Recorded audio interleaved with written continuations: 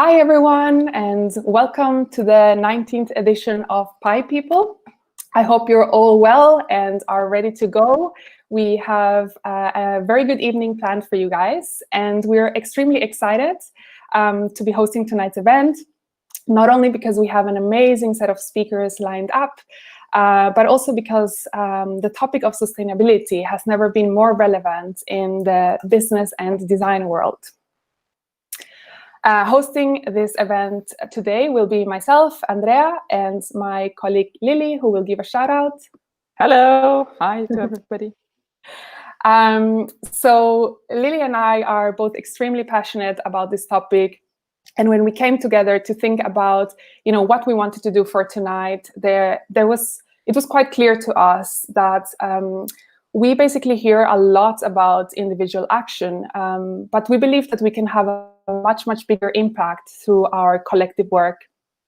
So today, we really want to give the spotlight to three amazing people who have very different backgrounds, as you've seen, from tech, business, and design. And we want to hear about how they're making their work count. Just introduce Idean for those of you who don't know us very well, or for those of you who might be attending Pi People for the very first time. We are a design and business transformation consultancy. And what that means is that we're a bunch of awesome people. We're collective thinkers, storytellers, and makers aligned to one purpose, to challenge what's possible. I just want to talk about two key facts from this slide. One is that we have an amazing working group, an amazing sustainability working group called Operation Greenfist. So this is where we're kind of developing all of our thinking, and we really proudly use that emoji all the time. And the second one is that we have a lot of office dogs. So I think that this slide is not accurate anymore. So in coronavirus times, I think everyone has been buying bicycles and puppies. So this number of 4 has increased a lot. And I'm so looking forward to going back to the office, to meeting all the new amazing pups that we have as part of the family. Pi People is our signature event where we invite people, where we also talk ourselves, where we share work in progress and our thinking. So the format is normally, of course, it's normally in person, run from our studio. We're doing it remote now for the foreseeable future. But what's great about Pi People is the community and the awesome crowd. So big shout out to you guys, especially if you are joining again and you have attended previously. So as always, with an event like this, and especially with a topic like this, sharing is caring. So don't be shy, use those handles to tag us. Let's spread the word and keep the conversation alive. And our marketing team is super eager to see what you guys are saying about the event. Okay, so let's move over to the good stuff. Let's talk about the topic itself. I think we think it's quite clear that we can't really look or shy away from, the topic of climate action, climate change anymore. And as with many things that have been happening, in the last couple of weeks and months, it's really interesting and really positive to say that this is a time where voices are being heard, where people are waking up, where concrete action is taking place. So climate risk is real, and we really believe that moving to a sustainable economy is the challenge of our time. So we think that it's really key for all of us to start thinking about changing the way we work and how we can actually design and deliver better products and services. At Idean, our aspiration is to become sustainable by default, and that means across all of our communities of practice and across all of our projects. And we really want to play an active role in tackling this challenge as a studio. But I have to say also as individual, ambitious designers and builders that acknowledge that with the innate power of our craft comes great responsibility. So it is also our duty and our commitment, I would say, to start talking about this also with our clients, even if those conversations might be difficult or not that not the norm at the moment with all of them. So We have a lot of exciting stuff happening in the pipeline at the moment. Some of these things I've listed here. And what we want to say is that we know that this is not perfect, and this is not all, like this is just the beginning of our path. And we know that there's so much more we can do. And we are so motivated and so willing to do that. So today we are here to start that conversation with a community of like-minded people, because we believe that this is something that you cannot solve by yourself. This is really a collective effort. So please shout out, start a conversation with us. We'd love to learn more from you guys as well. Okay, so enough about me. Let's get started. And Lily will take you now through the running order of the night. Yeah. So first up, we want to do an interactive exercise because it helps us to go to know you a little bit better. And then after that, we would have Celia, who is co-founder of Dame, and will talk about how she launched a sustainable female hygiene product. Afterwards, we will hear from our very own Sean, talking about creating a more climate positive internet. And last but certainly not least, we have our super experienced designer, Claire, talking about her projects and top tips to implementing sustainability thinking with clients. So all in all, every talk will be followed by a short Q&A, and we will finish around 6:50. Cool. So let's dive into this. You all probably experienced that streaming events don't allow for much interaction apart from posting your questions and comments in the chat. So please do that. But we want to take 5 minutes to involve you all in a collective exercise to get a sense of who you are, where you're at, and what matters to you. So don't be shy. I would like to invite everybody to participate. It's pretty straightforward, and it's also anonymous. So take out your phone and go to menti.com, entering the code that you find here, which is 594532. And we will give you a minute to set it up, and then we will come back to you.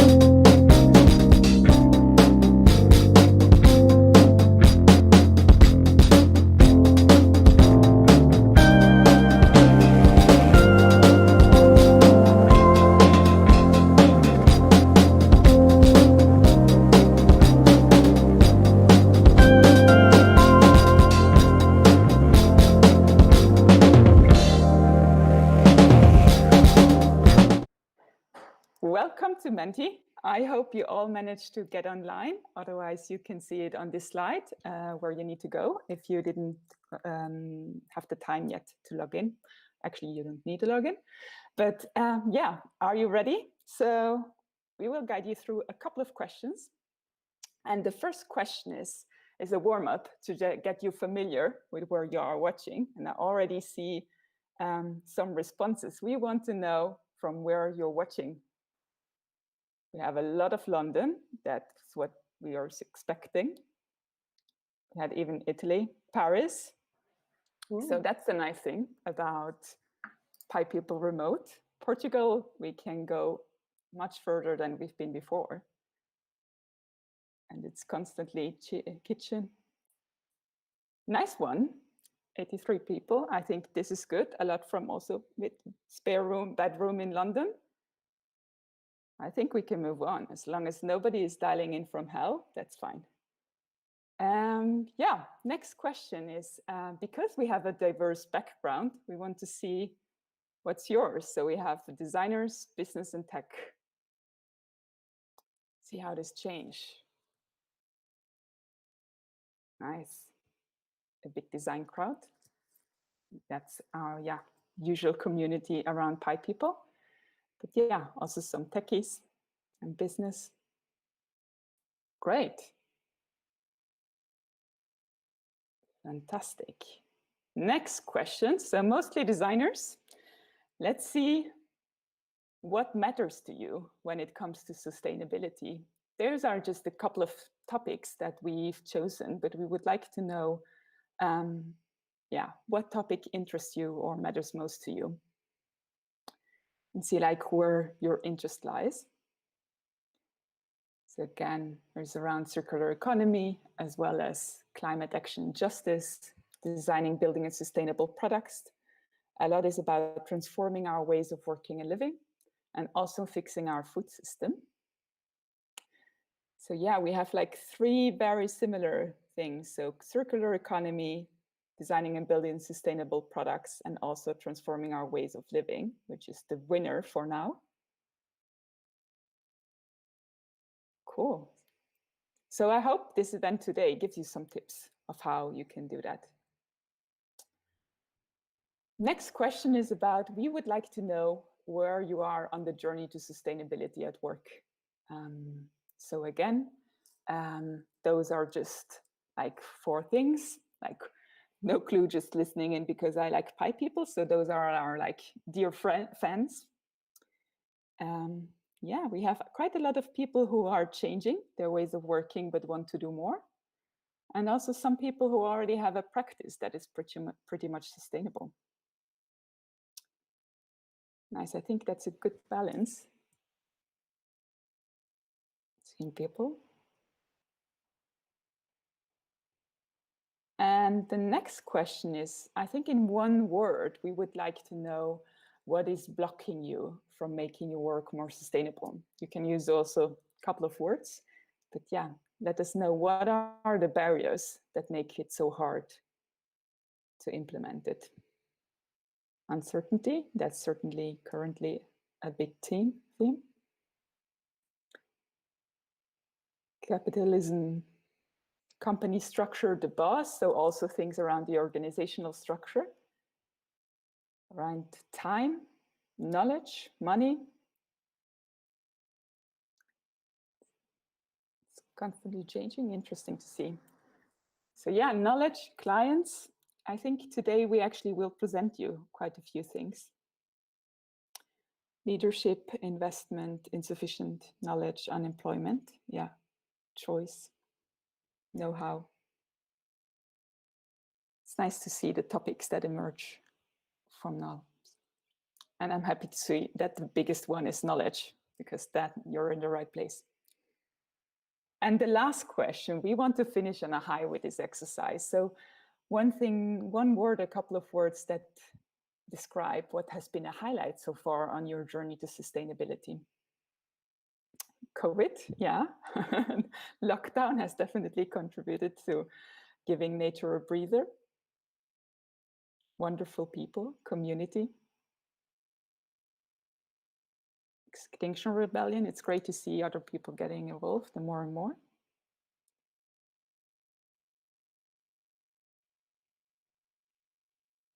Health, humility, slow. Policy, I think that's again, yeah, the important topic to address because they can unblock a lot of things.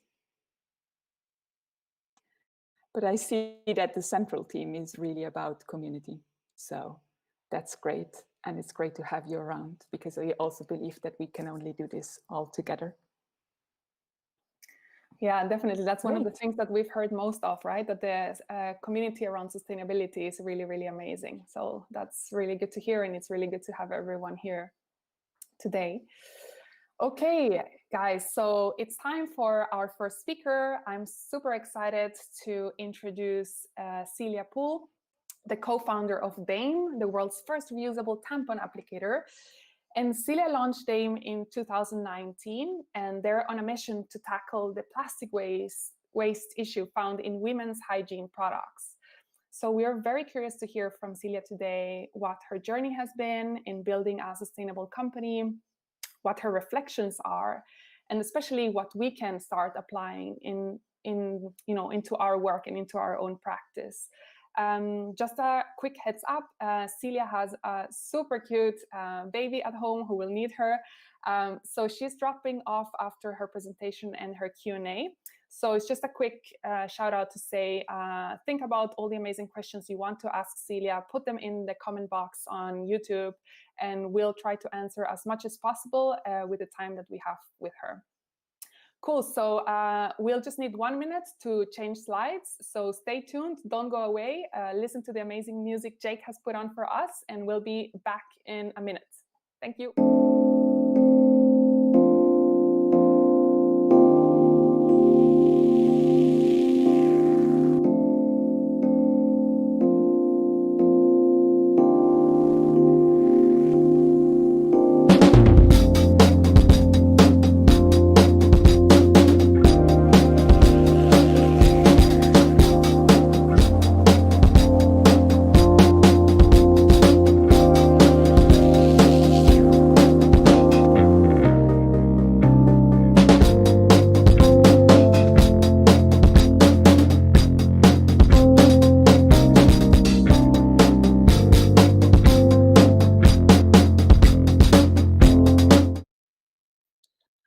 Hi, I'm Celia, and thank you so much for having me today. I just want to start this off by saying never in my life did I think that I would grow up to sell tampons. It 100% was not in the game plan. I never thought that I would be working or disrupting an industry that looked like this, because this is what the tampon aisle at the supermarket looks like. And never did I realize that I'd be disrupting it to change it to a product that looks like this. Now, this is our reusable tampon applicator designed to tackle the massive issue of waste in this industry. On average, there are 1.3 billion of these plastic applicators thrown away in the UK alone every year. And the reason which originally got me into it was this: the hiding the tampon up the sleeve, the period shame around it. But in fact, as I went along my journey, it became a lot more about this, plastic waste. So rather than talk to you all about our journey just as a story, I thought it was more helpful to actually share with you some lessons that I've learned along the way. And the first one, the most important one for me, is stand for something. Because if we go back to this tampon, that is not anything to get excited about. This wasn't anything that I ever really dreamed that I would be doing. I basically had just had my first baby. I was looking for something new to do. I knew I wanted to do something female-centric, but I didn't really know what it was. And then suddenly this opportunity came about from talking to a friend over supper, where he was asking me about what the weird things were since I've had a baby. He's a bit younger. And I said, well, it's actually the small things. It's the fact that I've just gone out to do my weekly shop. I've come back, I've got my period. I realized I've forgotten tampons. And for me to go to my corner shop to pick this up with a screaming baby in the rain, that's a big hassle. And this was around the time of Dollar Shave Club rising up in the US. And he said, well, this is insane. Well, why are you doing this when you can get the stuff delivered? So we went on to think about that. But for me, it was never really about that. It was about all of these things. And all of these things are actually really important about tampons. It's not just the product itself. It's accessibility. 1 in 10 girls in Africa have to miss out on their education every month because of not having their tampons, because they don't have access to tampons. In the UK alone, women are caught using rags, using newspapers, and this is a problem which is worldwide. Not only that, but period shame. There has been, as long as I know, this shameful language around this topic, this belief that you need to be quiet on your period, you need to be discreet on your period, that you don't really need to talk about your period. And not just that, but it goes all the way down to the negative messaging that comes up from this, that comes from the products themselves, which leads on to issues of inequality. Because if you think about it, girls and boys growing up are very, very similar from a young age. But as soon as they get to puberty, there seems to be this change. And this shaming language, this shaming nature around periods is one factor that helps with that. And not only that, but it leads on to things like period poverty, where I think it's UNICEF, 12% of Indian women don't have access and can't afford period products, and so have to use other things, to all the way through things like tampon tax, where the tampons are deemed a luxury product and we have to pay 5% tax on it.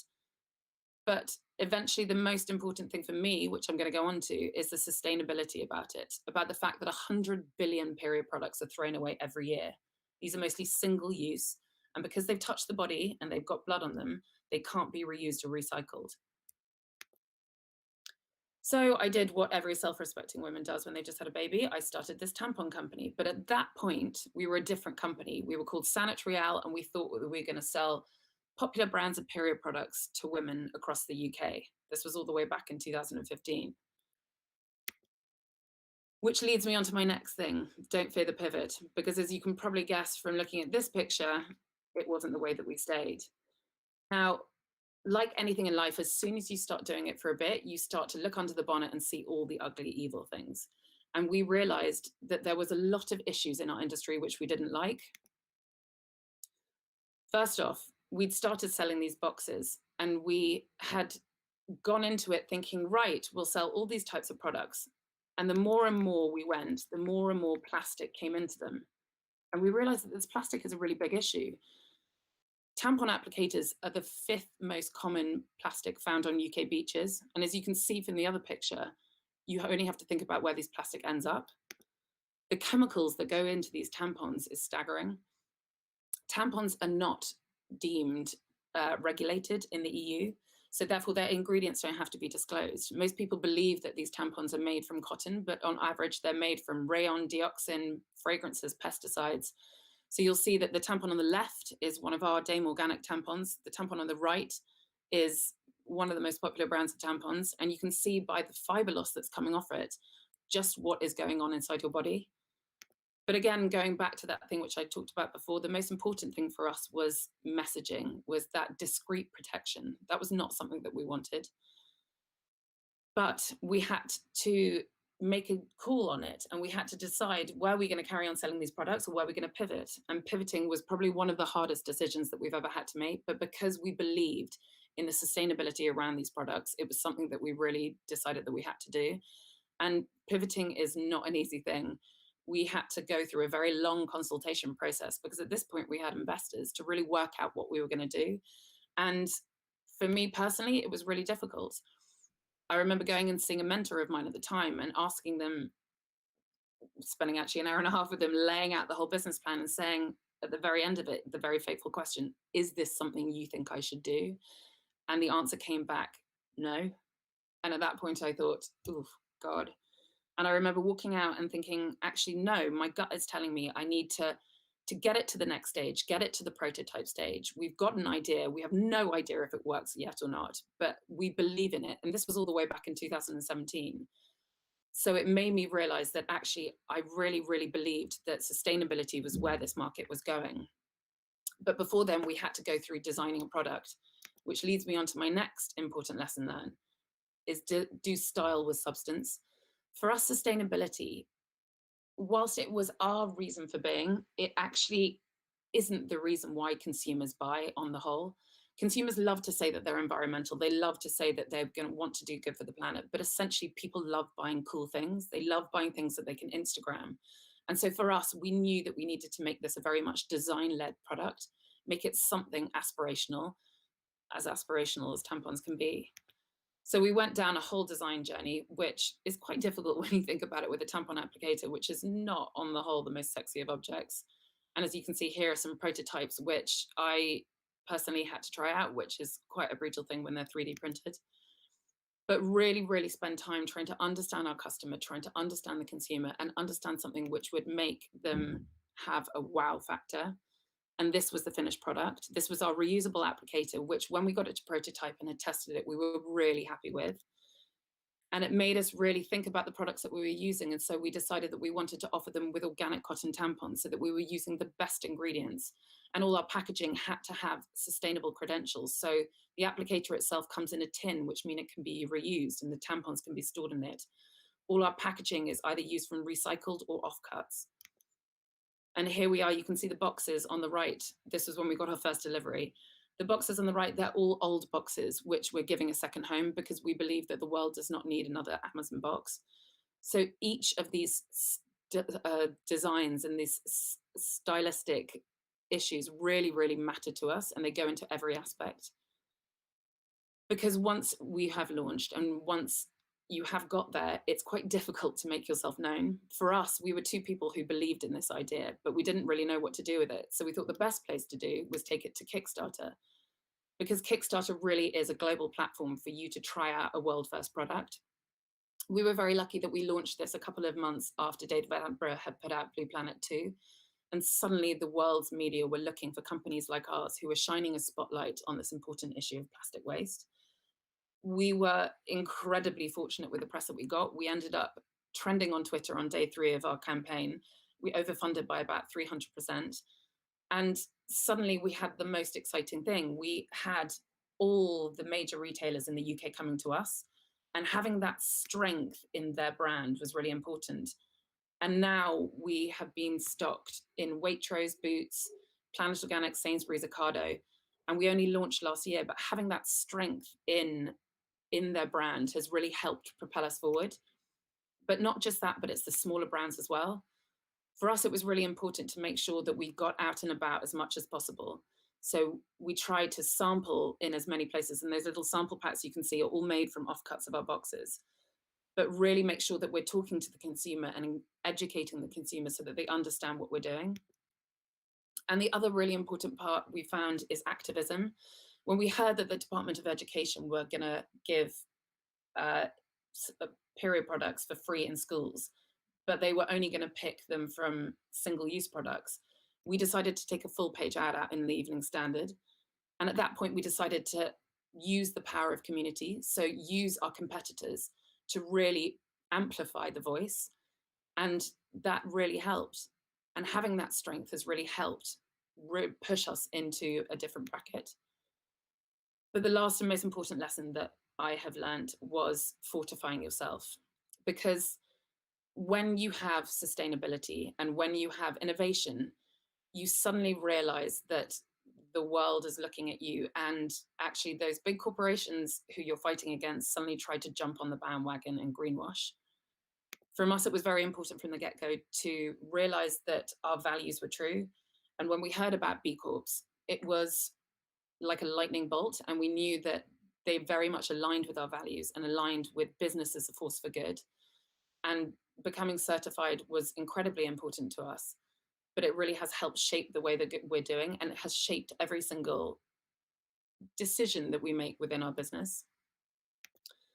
Because once you still do start garnering attention, which we did, and you start getting quite famous customers, which we were very lucky to get, and you start winning design awards, which for a tampon applicator was one of the most surreal and bizarre nights of my life, you realize that actually suddenly you're going to become under attack.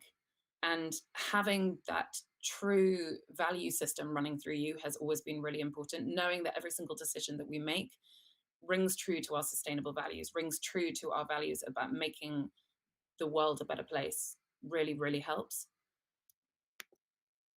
So as a quick sum up, because I know that we don't have much time, these are the most important lessons that I feel that I've learned along the way.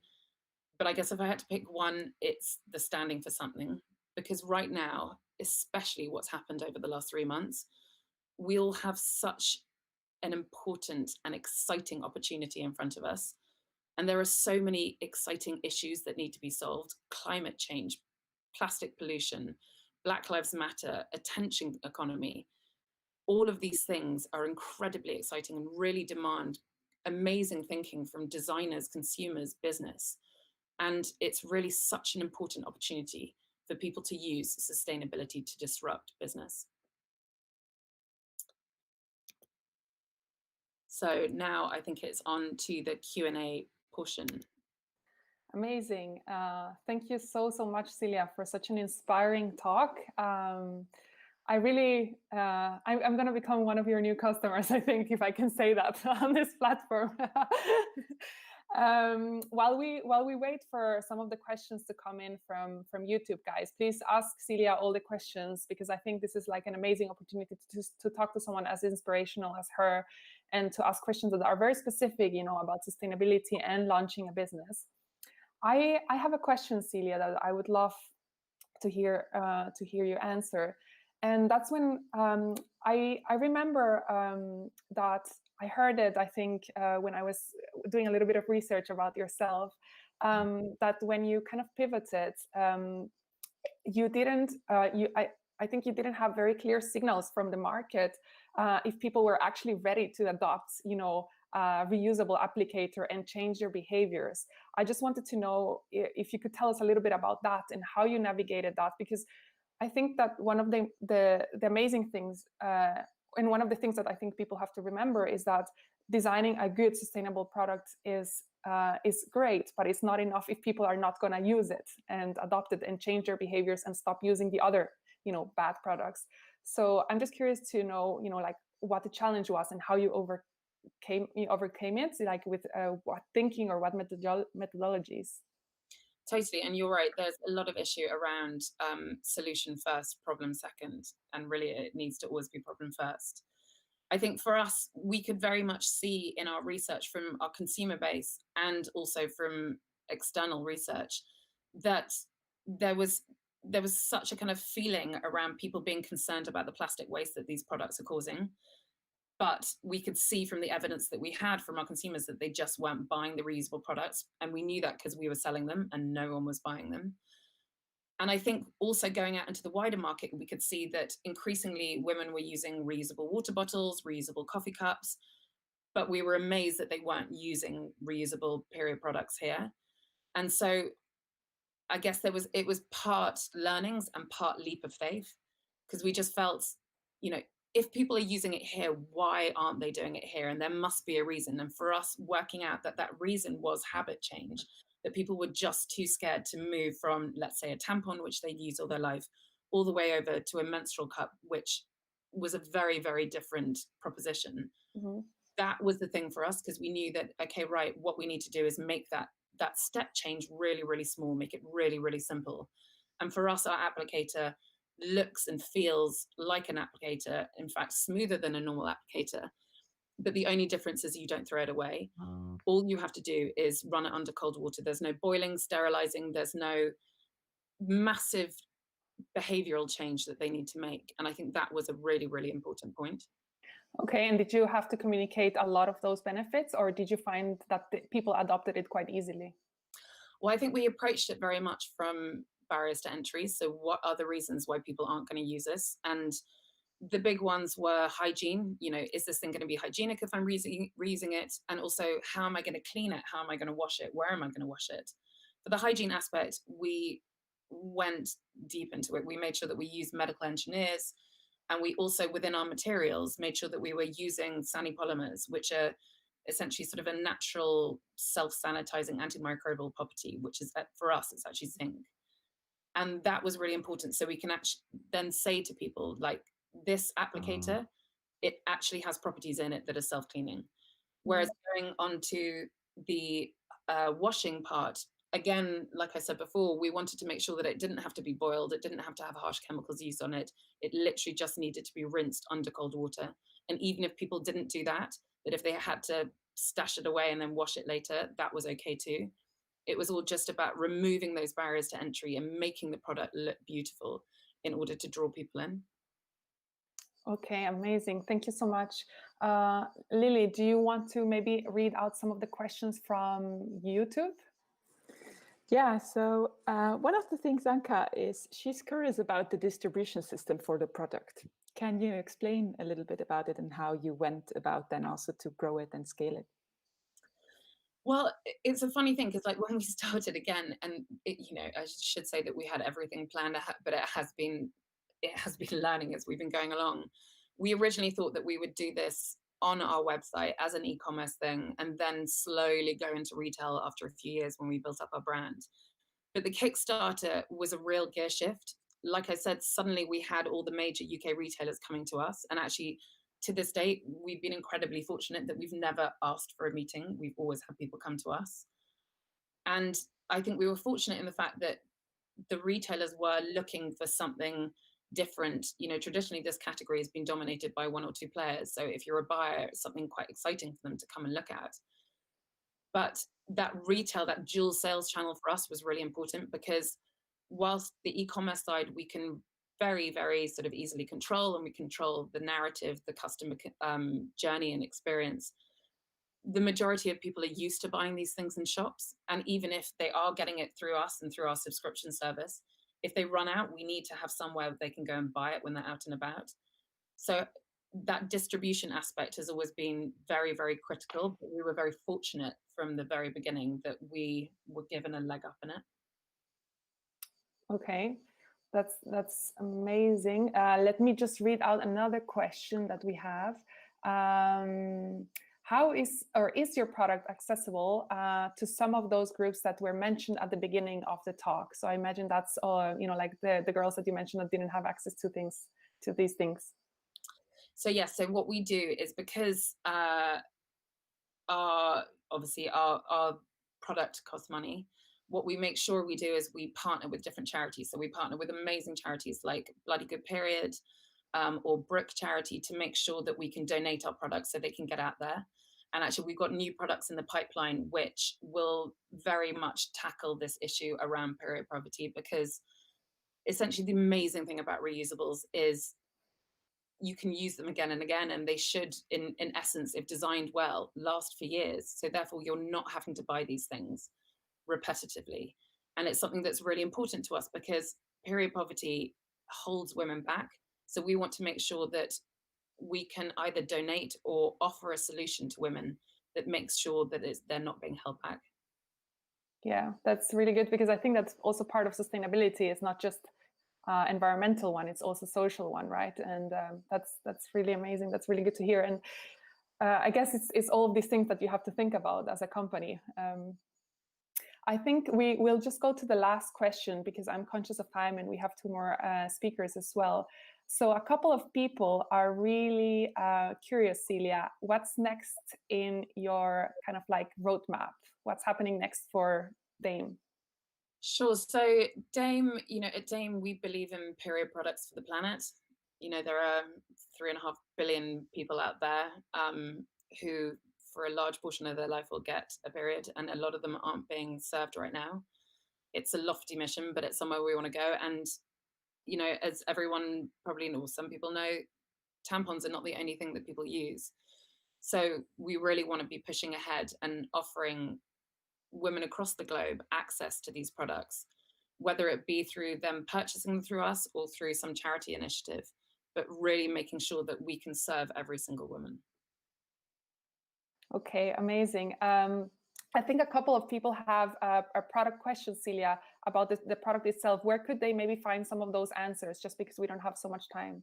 Sure. So you can find answers at our website, which is wearedame.co, or you can email us any questions at hello@wearedame.co. And we also have our Instagram, our social handle, which is Dame for Good. Perfect. Celia, thank you so much for joining us. It's been such a pleasure. You are such an inspirational company, and we would love to keep in touch with you as well. Well, thanks so much for having me. And sorry, I have to shoot off now. It's okay. Your baby is super cute, so I understand why. Thank you, Celia. Thank you. Great. So next up, we have Sean. Sean is part of our team as lead QA, and he's brought a very interesting lens to our sustainability working group. The fact that actually the digital services that we build might contributing to the climate crisis much more than we ever thought of. So as part of a team who builds digital products, we really want to rethink about how we can do it and how we can create internet that is climate positive. So in a couple of minutes, you will hear more from Sean. So stay tuned, grab a drink, some nibbles, and see you there.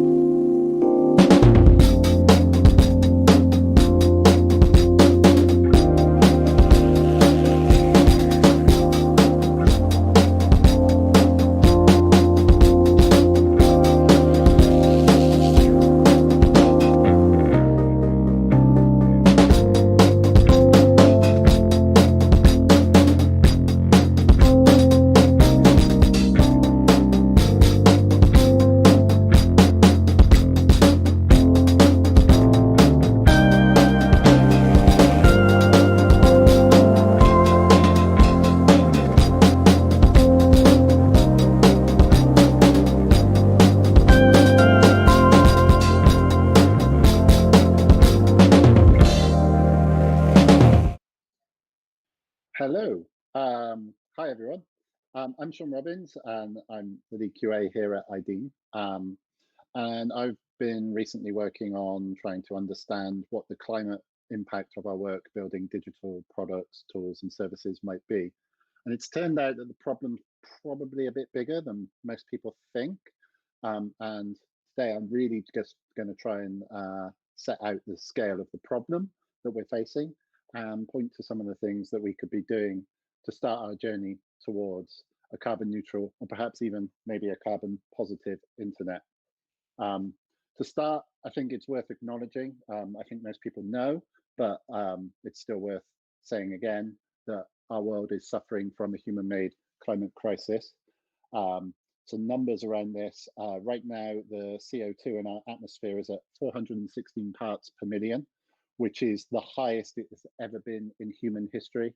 2019 was the second warmest year since records began, the warmest year being 2016, and the 5 warmest years on record having come since 2015, and 2020 is on track to have been warmer than 2019 and perhaps warmer than 2016 to be the warmest year on record, which really says that that warming is a trend and that our climate is in crisis. So yeah, that's one thing. The other thing is, right now in the coronavirus pandemic, more and more services have been pushed online. This conference would normally have been done in person. It's online now. And also public services like healthcare and education are being delivered in a line that just hasn't really been attempted before. And now, having moved so much online, we're unlikely to go back to the way the world was before. But interestingly, last year, 2019, was the first year, according to the International Telecommunications Union, last year was the first year that over 50% of the human population accessed the internet, which means that 49% of human beings alive today do not use the internet and they don't access. And if services like healthcare are going to go online, then those people are going to need an interconnection. In the UK, the Office of National Statistics describes 10% of the British adult population as internet non-users, which means they have either never used the internet or if they have not logged on in the last 3 months.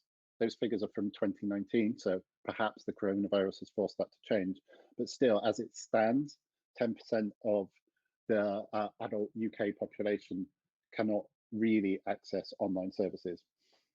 So there remains the case that right now there is a large divide between those who can participate in the digital economy and those who cannot.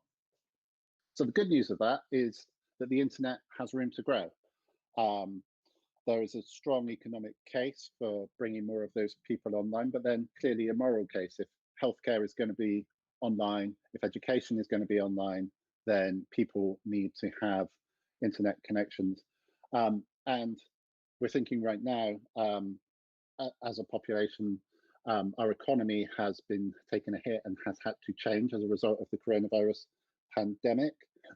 Bringing people online who have not been there before and making them more active economic actors could be one of the ways to find a way to return to growth. So how big might that opportunity be? Well, the World Bank has some estimates that about 35% of the population in developing countries has access to the internet. Increasing that, they say, to just 75% would lead to about $2 trillion being added to the world economy, a growth of 1.4% of GDP, and that's just a small slice of what may be possible. So what has internet connections and the climate crisis got to do with each other? Well, the internet has been estimated to contribute something like 1 billion tons of CO2e to the atmosphere. Some estimates are even higher, as much as 1.7 billion tons of CO2, which would be about 3.2% of global greenhouse emissions. So to put that into perspective, the airline industry, which usually comes in for flack for their contribution to our greenhouse gas emissions, was estimated to have contributed 918 million tons to our atmosphere in 2018. So the internet's contribution is about the same, or maybe even a bit higher than that of the flights industry. So what does this mean? In my opinion, what this literally means is that we're going to have to have more online services and serve more people, but start producing less CO2. And if you remember one thing from this talk today, the reason I'm talking about this at all is I want to persuade you that there is a real sense of urgency about addressing the climate impact of the internet. So how might we do this?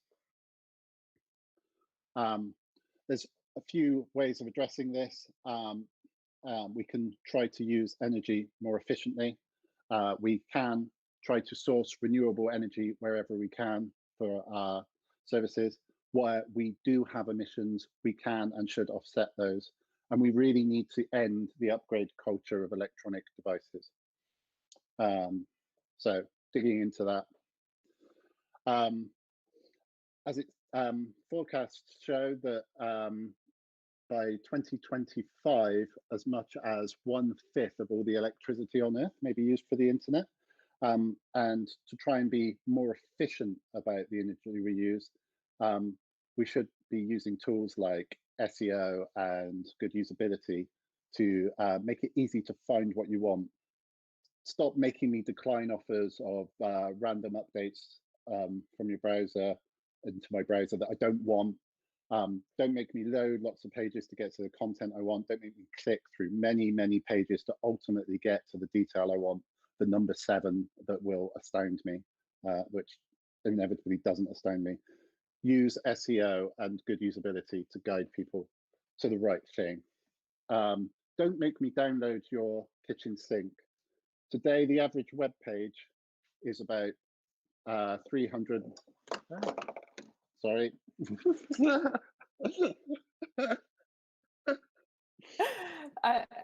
An unexpected visitor. Oh yeah, a good. Yeah, sorry. Don't make me download your kitchen sink. The average web page is 3.48 megabytes, which in comparisons is larger than the original 1993 Doom shoot 'em up game. The largest contributor to the page size most of the time is images and fonts, which may not always be necessary. If you have video on your page, that figure is probably higher. And streaming video is probably one of the most energy intensive things we do on the internet. So try to stop auto playing videos at people. And as has been mentioned to me, keeping lots of tabs open, burning extra energy may not be helping as well.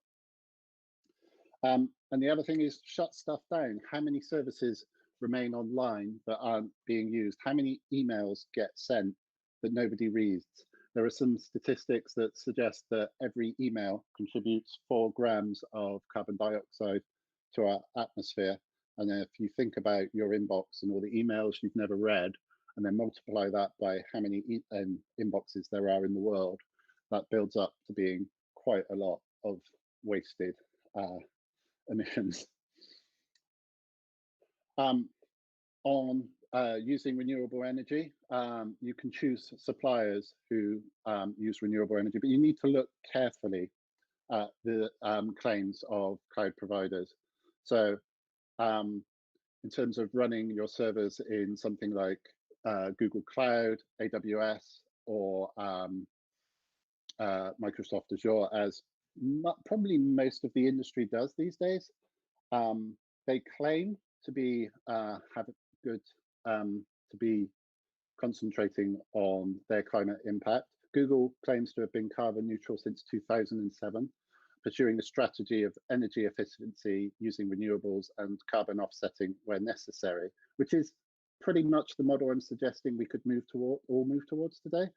But Microsoft have made a public commitment to be carbon neutral by 2030 and remove historical carbon emissions back to the inception of the company in 2050. AWS say something about being committed to renewable energy.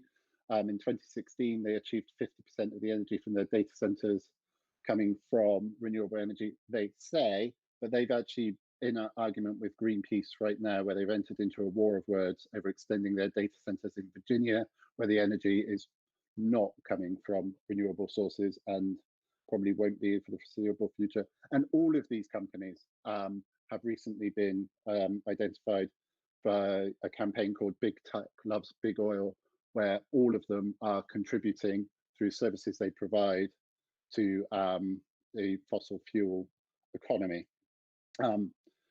Within those, yes, you can try to make choices to use renewable energy, but if you don't want to use any of these, there is the Green Tech Foundation, which does offer a directory of green cloud suppliers. So how can I, if I'm using someone like AWS, try to select green sources of energy? Fortunately, you can use publicly available data.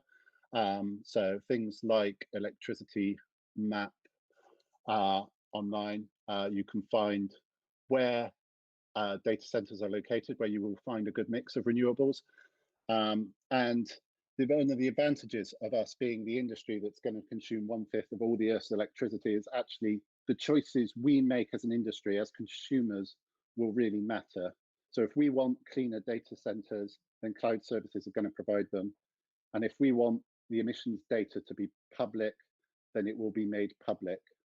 And if we choose to locate our services where there is renewable energy available, governments are going to want that boost to their economy, and that they are going to increase the amount of green energy they provide. So how about offsetting? Okay, to offset, you need to have some idea of how much your contribution is to CO2e output.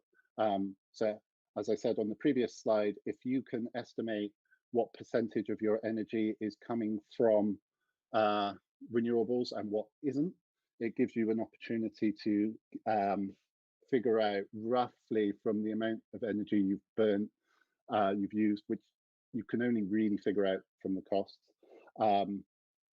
roughly what a percentage of that will have contributed to emissions.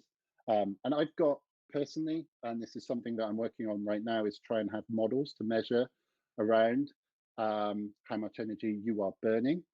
But someone said to me, rather than doing that, just estimate by timesing it by about up to 1/5 of 20%, and then offset that. And that doesn't add too much cost to your offsetting initiatives, really depending on what offset options you use.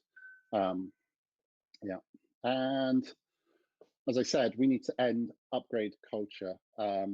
So probably, I think most people upgrade their phone once every year, once every 2 years. But building these products relies on materials, precious metals like gold, which has to come from climate damaging industries like mining as it stands today. And instead of designing entire new devices, the model we really need to be moving to is modular devices that we can repair and upgrade by replacing components. And today, the makers, the manufacturers of electronic products leave it up to the consumer to how to dispose of this product at its end of life. Manufacturers need to take some level of responsibility around what happens to these products at the end of life. And again, there may be an economic opportunity there. As it's today, one ton of electronic waste contains more gold than a ton of gold ore retrieved through mining. So we need to bring pressure on as consumers for the manufacturers of electronic products to use the principles of circular design in how they make electronics and electrical components. So where next? I've really tried to summarize today the things I'm thinking about with the sustainable internet and make the case that there's a strong moral and economic case to both increase internet usage, but also a strong economic and moral case to make the internet's contribution to CO2 much smaller. The next few years, I think, for us as an industry is likely to involve figuring out how we can solve both of those problems. And I've talked about at a high level some of the things we need to be thinking about that we can do. I talked about energy efficiency, energy from renewable sources, offsetting, and changing attitudes to the electronic products that we use. And I know I don't have all of the right answers, but I think I'm asking some of the right questions, and I hopefully encouraged you to realize that your work, your day job, can make a real contribution to addressing the climate crisis. Thank you, Sean. This was amazing. I think there were some pretty strong facts. And though I really feel excited about the fact that more and more people can access internet, I also after this, I experience a strong digital guilt of how I use, and also now we're streaming a video and how much we are actually creating video content. I think one question I want to ask, and then we have more questions from the audience, is apart from maybe offsetting or not sending emails tomorrow, what else can I do now that I have this sense of urgency from tomorrow, the first actions, to be actually more climate positive? Is there anything changing default settings, or I don't know? Yeah, so one of the things that's pretty popular, if you change to using dark mode, if you've got an OECD screen, black doesn't actually use any energy because it doesn't need to use energy to generate the pixel for that. So a lot of people, for climate positive reasons, are switching to using dark mode. I've tried it myself. It doesn't work on every website. So again, it's something maybe we need to think about, is allowing that and making that enabled and possible, and make it a consumer choice how the site is delivered to them in terms of the color scheme. Yeah. I think a couple of questions that are coming up is also around, for example, Chiara saying as a freelance designer, to implement sustainable web design and not being able to code, and sometimes relying on site builders who don't allow you to choose where you do the green hosting. Or also Cheryl saying, yes, the cloud automatically synchronizes everything rather than you choosing what you want to synchronize. Any advice or suggestions on this? Yeah, I think it's one of the biggest challenges is that for a lot of things, so I touched on the cloud suppliers such as AWS, but oftentimes people consume that another remove. So they use a product, like you said, that then is possibly behind the scenes using AWS, and you have no idea what they're using or where they're getting their energy from. One of the things why estimating what your energy usage is as someone who is running servers, one of the reasons we want to do that is so you can figure out what you need to offset. But the other thing is we probably want some pressure for that information to be public. So if you're a remove and you're in a supply line in terms of where the electricity is used, you can see and figure out where that's coming from. And the thing we need to be doing is making consumer pressure. So with the services that you use, ask them for this data. Tell them that you want to use renewable energy. Can you make this visible to me? Can you show this to me? And if they can, and if they don't have good creds on this, consider this as one of the options in the suppliers that you pick. And if we start to do that, then people will start to behave in this way and make this information available. Great, fantastic. Thank you. Perfect. I pass on then to Andrea to introduce. Yes, Sean, can I just ask you to stop sharing your slides so that I will stop everyone presenting. can. Yes, thank you very much. Okay, thank you so much, Sean. This was awesome. And if anyone has any questions, please just get in touch with Sean we can find your address in the Idean's website and repository, I think. So just don't be afraid to get in touch. And by the way, Sean wrote an amazing article about this topic, which you will find on the Idean website as well. So if you want to keep on talking to Sean, please do so. So next up, we have our final speaker, last but certainly not least. Claire, and I'm very happy to have her here today because she's one of the most knowledgeable and experienced designers in the field of sustainability. Nowadays, you will find Claire running Department 22, which is a consultancy specializing in food waste. And today, Claire will not only talk about what she does and what her super interesting projects are, but also how can designers actually bring the topic and the conversation of sustainability into conversations with clients. So just hang tight. We're just gonna do the transition. You're gonna listen to some more awesome Jake music, and we'll be back in 1 minute. So don't go away. Thank you.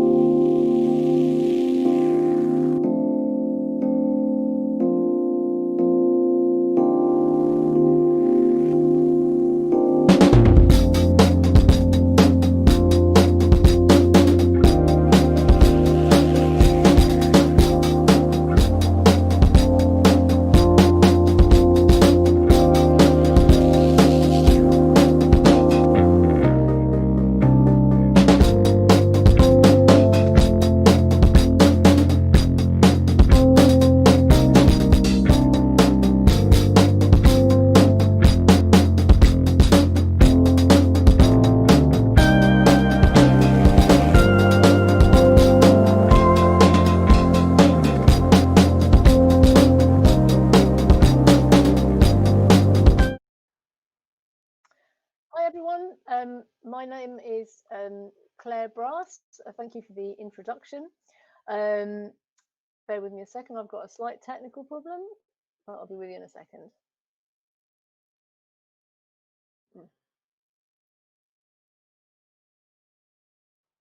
Right. Yeah, so my name's Clare Bass. I'm a co-director of Department 22, and I used to be a product designer. I lived in Italy until 2003, and at that point, I got really fed up with the amount of junk I designed, and I moved back to the UK so that I could try to do something about it. And Department 22 was set up in 2016, and it's all about imagining and designing new narratives for a better 22nd century. And we help companies in the food sector use innovation and creative thinking to take on circular economy challenges. And what we want is to create a world with a resilient food systems that have no waste and that restore the environment and keep people healthy. So our current linear economic food system is destroying ecosystems, is decimating biodiversity, and ultimately ruining our health. And we started Department 22 to find new circular ways of, driving food industry. And this is about redesigning products and systems and services. And of course, what we're all interested in is a better future for people, for business, and for the planet. Change is yes. I think we have an issue with the slides because we can't see you going forward. We're still on the title slides. Right. So okay. if you want, we just stop for a second and figure it out. No, that's okay. I think I think it's moving on now. I think it's working now. Yeah. So I just want to explain how I ended up from living in Italy, earning a great living, designing this kind of thing, super expensive, beautifully manufactured, high-end, completely useless storage jar by a very well-known Italian brand, to this kind of thing, which is collecting and composting other people's food waste and selling the resulting compost and soil improvement to London garden centres, to this, which is designing systems to enable a takeaway restaurant to eliminate its single-use packaging. There is this supreme irony in the fact that design is so traditionally focused on aesthetics and is so desperately ugly behind the scenes. So there's this kind of aesthetics on the front and behind. It's just, landfill basically. And as a designer, I wanted to make my work make a difference. I wanted to go from creating this to creating this or something similar. And this is the thing that drove me to change the kind of work I was doing and who I was doing it for and how I was making a living from it. So when I started Department 22, with a former student and a former Ellen MacArthur Foundation mentee.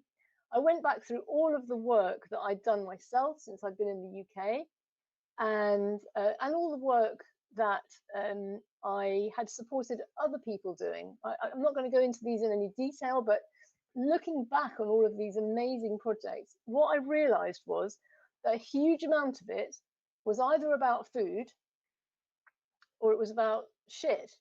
And sorry if that is, but actually what I realized is that shit is kind of all about food as well. And then I realized that, a lot of my work is focused on this, and that food is connected to everything. And it kind of makes sense because, human life in general is really particularly focused on eating. Surviving is eating. So food is something that we're all absolutely, have to do. And how we do it is where there's a great opportunity for design. Actually, I was a bit disappointed to see that only 5 or 6% of people in the Mentimeter exercise thought that food was mentioned food in relation to climate change. Actually, as I will go on to say later in this presentation, food is responsible for 1/4 of our global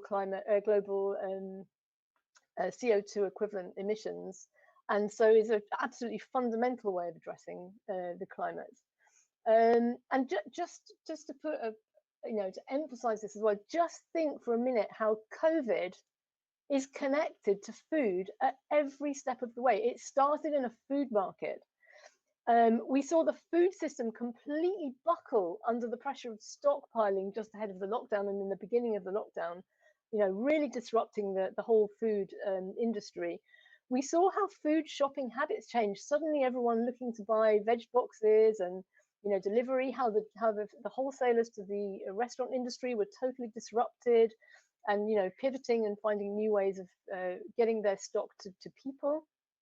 We saw people suddenly develop a massive interest in food and cooking, and suddenly food became a really important aspect of our lives in our homes. And we've also seen a burst of interest in people growing their own food, and hopefully many of these things are permanent changes, life-changing habits. And so we decided at Department 22 quite early on that we would focus on food because it is at the heart of some of our most important, most fundamental environmental and social challenges. And there are lots of ways I could have done this, but when I was putting this presentation together, I thought that I would see what would happen if we put the food issue. I don't know if any of you are familiar with this model by Kate Raworth, who's an economist. It's called the donut economics model. And the donut economics model basically talks about the safe space for humanity, and says how we have to respect the environment if we want to do business, and we have to respect society. And I've just taken the societal limitations. We can't go beyond. We can't break through the ceiling, which is this outer green ring, if we want to respect the environment and have a future. So if we take each of these in turn, and then we think about how the food industry interacts with all of these issues, we start with land use change. 50% of our habitable land is now used for food production. This is growing, and deforestation and urbanization have been significant drivers of global change. Well, I forgot to put a tick in the box there. Climate change, as I said before, food is responsible for around 1/4 of global greenhouse gas emissions. Freshwater usage, obviously. On average, agriculture accounts for 70% of global freshwater withdrawals. And if you want to know more about this, I recommend going to see an amazing website designed by a friend of mine. Their website is www.angelamorelli.com/water, which is a graphic, infographics of how we eat water in a very significant way. I'll try to go through these quite quickly because you can see what's happening here. Every single one of these issues is got a great big tick in the box, in the sense food is really super heavily responsible in each of these boxes. Nitrogen and phosphorus cycle takes a bit more explaining, but basically We're mining nitrogen and phosphorus, creating nitrogen, which uses a lot of energy, and mining phosphorus. Both these are used as fertilizers, which our food systems are dependent on, and a lot of those, particularly phosphorus and nitrogen, are running off with topsoil into waterways and causing a pollution issue. Then we move to ocean acidification. So as you know, probably oceans are our greatest carbon sink, absorbing enormous quantities of CO2 from the atmosphere. But as it does that, the water gets more acidic, and this makes it harder for shell-forming organisms, shellfish basically, to form their shells. And this affects people who depend on these kind of sea creatures for food, or who eat the fish that depend on the coral reefs for their habitat. And coral reefs are obviously also very affected by the changing acidity of the ocean. Should I go on, or should I just skip through these? Chemical pollution, obviously heavy metals, pesticides, disinfectants, and chemicals, all causing, impacting on impacted by the food industry. We have atmospheric aerosol loading, which apparently is the air quality from agriculture is worse than that caused by road, all other anthropogenic pollution actually. Ozone depletion, biodiversity loss obviously is a big one. Intensive farming techniques that are almost, responsible for almost all the food we eat, and deplete biodiversity. But at the same time, that depletion of biodiversity it poses actually a threat to the world's capacity to produce sufficient food. So food is, environmentally speaking, everywhere, and that's why, from a design perspective, it's so interesting, because from all the way from production, processing, transport, packaging, storage, retail, and preparation and consumption of food, all of those points are points at which, as designers, we can intervene. We're looking across the entire food system. And of course, as Andrea mentioned right in the beginning, at every step of the way, we have waste all the way along that chain. So although we don't focus on waste is a very big part of what we do. And so I'll just show you a few examples of the kinds of projects we've been working on. They're very varied, and I'm going to start with this one. When we first started out, and we became very curious about the role of soil-less food growing, hydroponics basically, and we decided that we needed to kind of work out more, find out more for ourselves. And we built this, and we designed and built this unit called the H5. And we designed it to fit into your home like a beautiful piece of furniture, but actually it works like a little mini tech-filled laboratory. And it has all the things that you need to grow food hydroponic. It's got a pump, it's got lighting, and the real feature that we love is that when you open the front cover, you have a transparent tube, so you can see what's going on below the ground as well as above the ground. So that's a really nice feature. And we rent this model out to restaurants and bars who can grow fresh mint and kind of delight their customers by harvesting fresh herbs with their teas, for example. And actually, we've decided to help restaurants welcome their customers back from lockdown. So if anyone is interested in having this for free for 6 months, please do get in touch, because we're going to offer this model, this H5, one of our H5s, for free for the next 6 months if you're interested. I just want to say here that having come to the end of this exercise of hydroponic exploration, I personally am not a big believer in hydroponics. I think it's only makes sense at scale, particularly from a carbon perspective. But what it does do is reconnect people to food and reconnect people to nature, particularly in cities where many people don't have gardens. This is a piece of work we're doing for a very high-end London takeaway restaurant, and we analysed the packaging they use and found that although most of it was compostable, on average, a customer leaves the shop with 24 different items of waste. And that, all of those things would last maybe 10, 20 minutes, and then they'll be thrown away. So enormously wasteful, even though it's compostable, and compostable is not really always the best solution, although it may seem better than plastic. It is not always the best solution, particularly in urban areas where we don't have the infrastructure for correctly composting those things. And what we've done is explore ways that could encourage customers to come back and return their packaging, and therefore become repeat customers to the restaurant. And right now everything's on hold, obviously, but we're looking forward to picking that up again in the near future. And this is London 2026, Recipes for a Food Capital, an exhibition that ran in Fulham last spring. And we looked into how architecture, design, planning, and digital can play a role in transforming what our cities look like if we think about food as a core driver for transformation.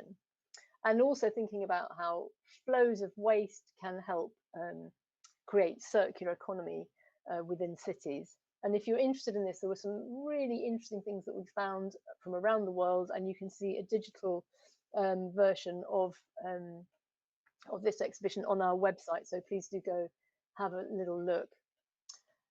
For Sainsbury's 150th anniversary, we created a report that looked at what the food system might look like over the next 150 years, 5 years, 30 years, and 130 years into the future. And the research included a kind of a narrative at each step, each different year, of what our world would look like if we did everything right now, if we take the right decisions from this moment. And so we created a kind of a positive roadmap of positive future vision for food. And again, you can download a copy of the report from our website. It was quite a fascinating deep dive into, you know, where we should be going with our food systems and how those futures might be really appealing to customers. And one of our most recent pieces of work was for a leading global business that wants to move into the food sector, specifically looking at an innovative and less environmentally damaging way of farming fish. And we did a lot of qualitative and quantitative research, which took us to fish markets, it took us to fishmongers, and took us to customers, both in the UK and in France. And it was all about uncovering people's perceptions and understanding of how fish is, the meaning of farmed fish, basically. Very, very fascinating. And we've been working with M&S on some future food strategies for the very immediate future. So I guess I'm slightly running out of time. So Lily asked me to put in a couple of tips for designers about how to, you know, what are my 3 top tips for implementing sustainability thinking with clients. And I feel a bit ambiguous about doing this, because even though I've been doing this for a very long time now, you know, been really driving this in my work for many, many years, I still don't feel like I have all the answers. And so, you know, I still get it wrong quite a lot. And my own kind of way of working is asking very difficult questions, and often that is kind of scary for clients, and we've often scared clients off right at the start. So yeah, I may not be the best person to ask, actually, but I've tried to put down what I think are probably the most important points. So first thing is challenge the brief. So generally clients do come to you with they generally set the bar a bit too low. You know, they want to make little steps and they don't really want to rock the boat too much, and they set the bar a bit too low. So they want to make bad things a little less bad. But if you make them realize how big a leap they have to make, then you can really scare them off. So challenging the brief is okay, but hold off on the, you know, like the really desperately unpleasant questions, and just bring them in bit by bit. Clients often want quick and cheap wins, and actually quick and cheap wins often don't really get you far enough. And what I call the Donella Meadows effect is really important. And if you've never come across Donella Meadows, you could look at her paper called 9 Ways to Intervene in a System. It's very difficult to read. You'll need like an academic translator, but the essence of the essay is that if something is easy to do, it's unlikely to be very impactful.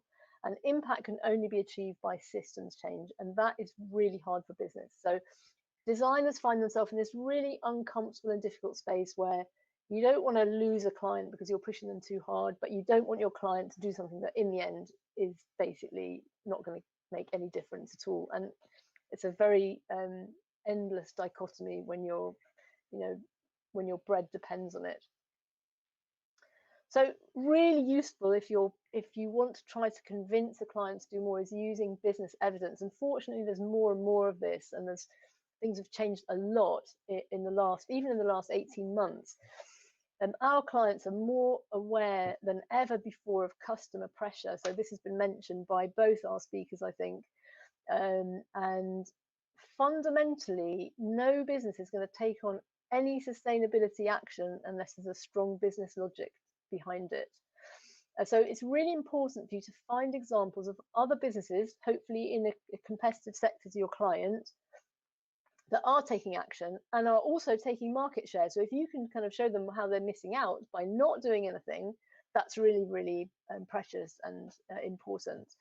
And you can look for examples and statistics, and there's lots of research around changing customer attitudes and increasing market shares. So, explain through numbers of how customers are voting with their wallets. I think that's a very powerful tool.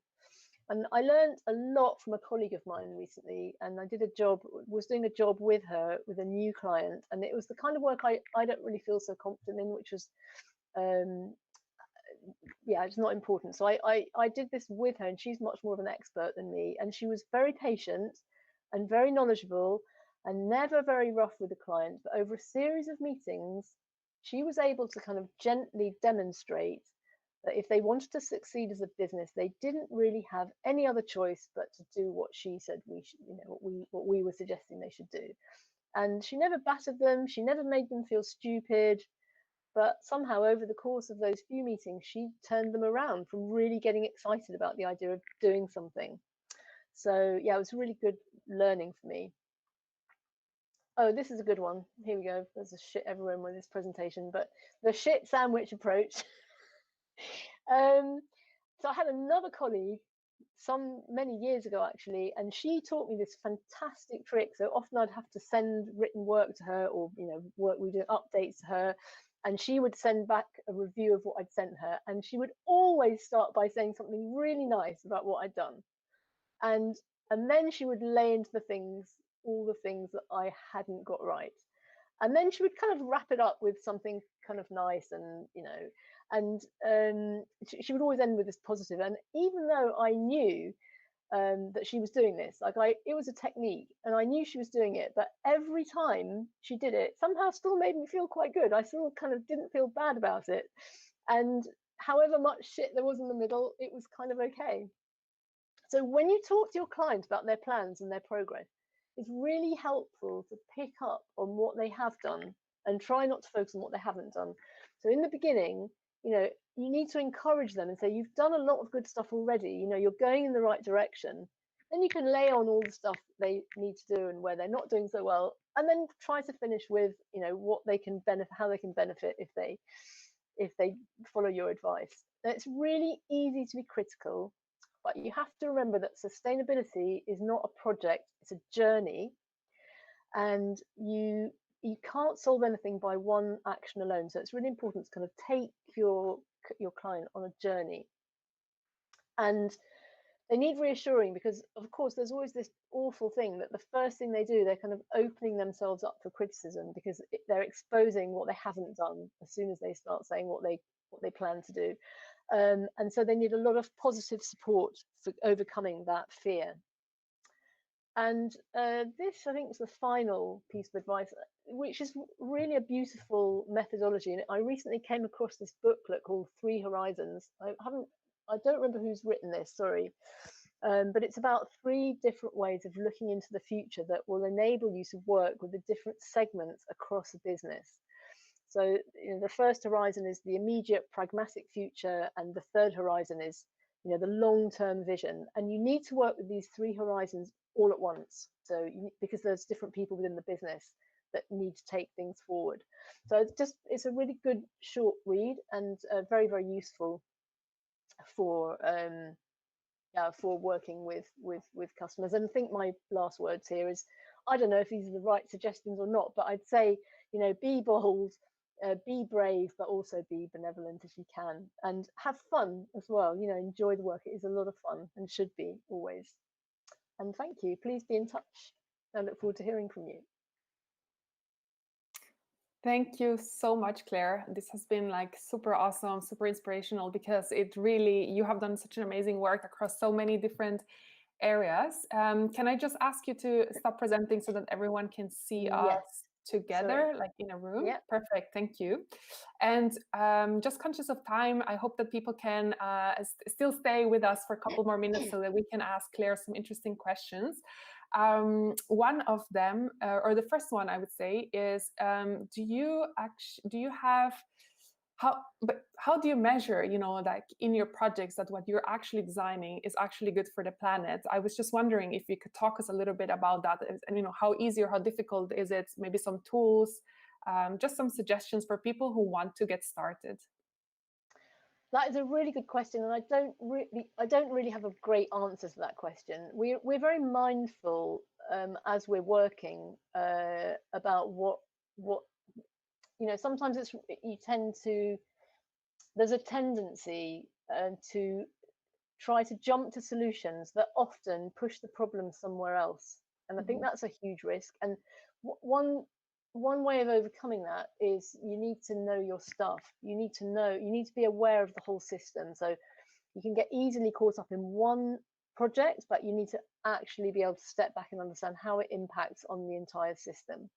I'm very lucky as well, because one of my two co-directors is incredibly good at analysing everything that we do. So whenever we do a project, he creates all kinds of he's got all kinds of tools for measuring the impact of what we do, not in the traditional way, not how much carbon have we delivered by taking on this project, but what is going to be the result of this. And I have to say, it is really difficult to have impact. It's really hard, and you can't have impact quickly. It takes time and it takes effort, and sometimes that can feel really frustrating. Like, you look back and you think, what on earth difference have I actually made through my work?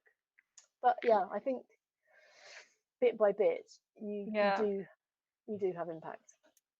When I was working on sustainability projects, that was also one of the biggest issues, was really understanding and mapping the whole system, so that you really know if even remotely the solution that you're going towards is kind of like in the right direction.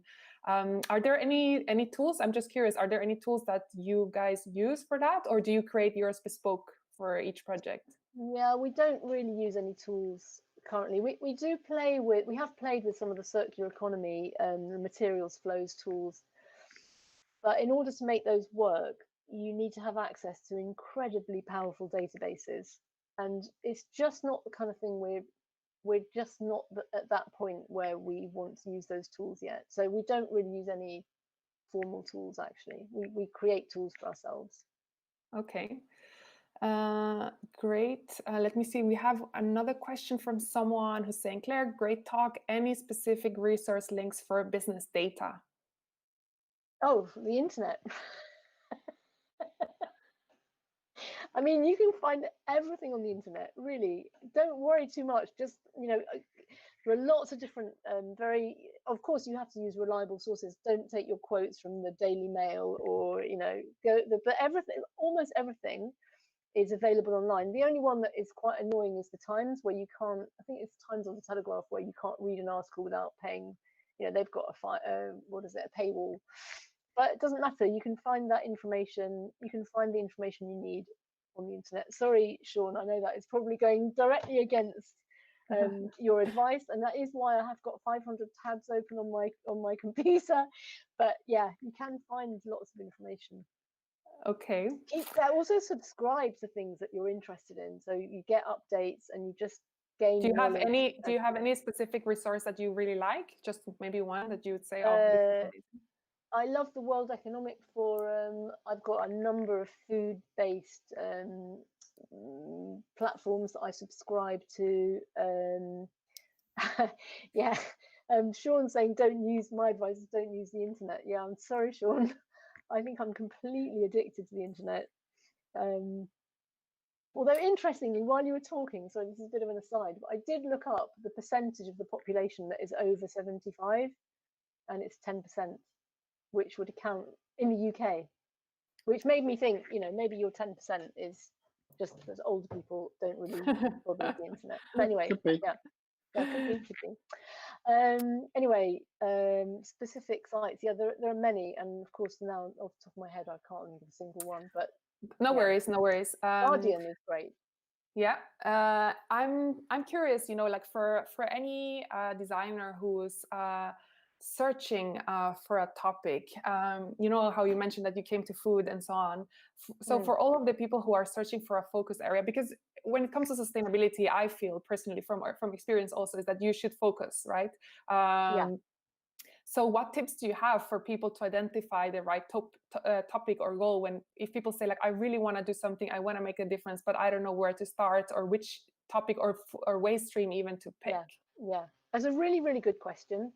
And I think that focus is extremely important, especially if you want to take on, one project, if you want to do a project. And the system that I'd recommend is, the first thing is go with your heart. So if you are, one of my early projects was about food waste, and it wasn't really based on it was based on a hunch. Like, I just felt that there had to be value in food waste, and I wanted to set up a profit-making business around some issue that would allow me to set up a business around sustainability. And that was a hunch, and then I began to research it. And then, of course, when you begin to research it, and I think actually Celia said this really well, you start kind of opening up a world of problems as soon as you start discovering all of the challenges that are connected with that particular issue. And you can't really take on an entire issue. You have to focus further. So you just keep on zooming in exactly as Celia described, based on the knowledge that you're gaining and what you're learning along the way. And also asking yourself, okay, where's the biggest problem? But where is the biggest opportunity? Because where there's a problem, there's usually an opportunity. And the third thing is, where's the biggest design opportunity? And if you can work towards those three things and get narrower and narrower, you will find spaces. I mean, there's so many challenges in the world that there's opportunities everywhere, but it is really important to focus just on one. Thank you so much, Claire. This was absolutely insightful. And I think generally all three talks, if I think one of the things that came up earlier in the Mentimeter exercise, that people are lacking actually the knowledge as one of the biggest barrier to taking action. And I think this evening we got so much insights as well as inspiration and practical tips on how to take action. And I think what I would like just to say to close this up is we should all remember that we have the power to change the world for better. We can demand the better actions from the companies we work with and for. So I think we can definitely do it. One thing that we also would like to help all the people on the journey. So what we will do for everybody who registered for the event is sending out a follow-up email with some links and resources that you can use. And a little goodie bag. Yeah. And then a digital goodie bag. So we will exclude any videos to make it more climate positive. But yeah, we would then really look forward to hearing your stories of action and keep this conversation going, because what you said before is actually the real like the heart of it is a community. And I think Ginny Rometty said it very nicely. She's a former CEO of IBM, and she said, like, be first and be lonely, but we are actually a big community of curious minds, and we can all achieve a lot if we work together and if we share things. So I think I will leave you with that. A special thanks to all the speakers, to everybody who helped organizing this event. I think it was fantastic, and I feel very inspired and ready to take action. And thank you to you guys for organizing. It was really, really great, very well organized. Thank you, Claire. Thank you, Sean. And thank you to Celia, who is not with us anymore. I think that's a wrap from our side. Thank you for joining. See you at the next Pi People. And yes, keep in touch.